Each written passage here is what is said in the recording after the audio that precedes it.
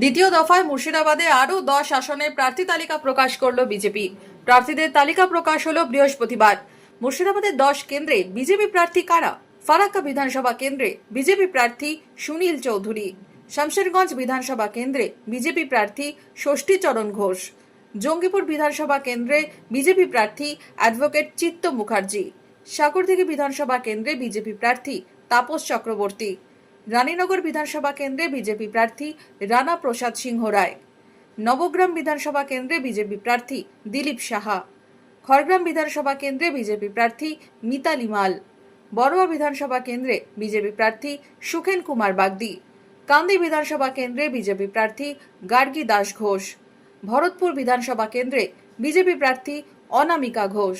16 March মুর্শিদাবাদের 12 আসনে প্রার্থী তালিকা প্রকাশ করেছিল বিজেপি। দ্বিতীয় দফায় বাকি 10 আসনে সামনে এলো বিজেপির প্রার্থী তালিকা। Bureau report, imagine community media.